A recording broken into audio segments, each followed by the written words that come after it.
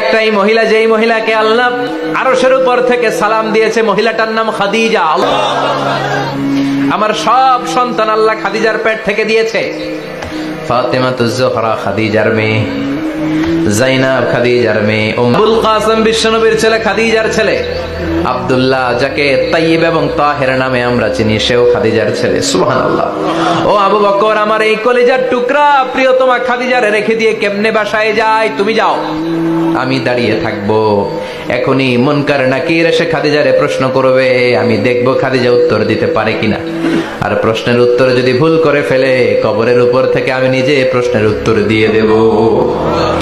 সাইয়েদনা জিবরাইল বললেন, নবী আপনারা দাঁড়িয়ে থাকার দরকার নাই, আবু বকরের সাথে ঘরে চলে যান। আল্লাহ জানিয়ে দিয়েছে, খাদিজার কবরের প্রশ্নে যদি কোনো সমস্যা হয়, আরশের উপর থেকে খাদিজার প্রশ্নের জবাব আল্লাহ নিজে দিয়ে দিবে।